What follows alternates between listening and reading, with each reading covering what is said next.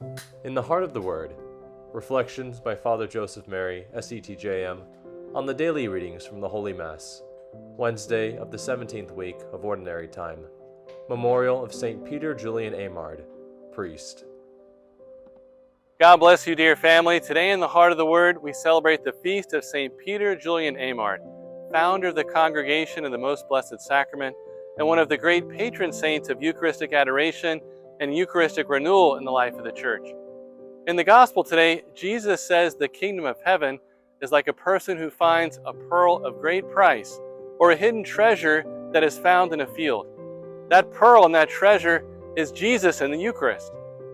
In our first reading, Moses comes down the mountain with 2 new tablets of the 10 Commandments in his hands. And the skin of his face was radiant with light because he had been speaking with the Lord. His face was so bright that the Israelites asked him to put on a veil when he spoke to them. When Moses returned to speak with the Lord, he would remove the veil until he came out again. St. Peter Julian Aymard would teach that Eucharistic adoration is the greatest act of holiness on earth, that society will again become Christian when it is conquered by the apostolate of Eucharistic prayer. That Eucharistic adoration is the most necessary mission of the Church, which is in even more need of prayerful souls than of powerful preachers.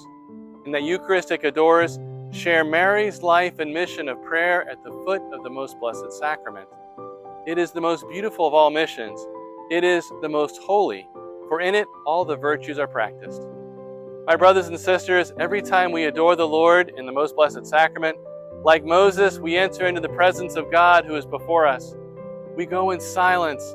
We go simply to love Him, to open our hearts, and to hear His word, and to accompany Him. Jesus in the Eucharist is the pearl. He is the treasure. The kingdom of heaven is there in the Blessed Sacrament. My brothers and sisters, the Eucharistic Holy Hour changes us.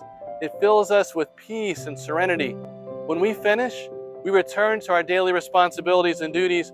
Our lives are covered by the veil of routine, but God is with us, and God is within us, and we can speak of Him because we have become radiant with the light of His love, truly present in the Holy Eucharist. Let us listen to these words of Mother Adela. Jesus said, "I am the light of the world.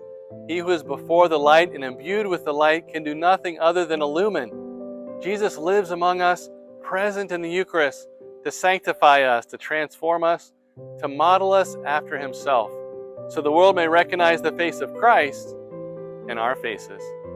All for the heart of Jesus, through the heart of Mary.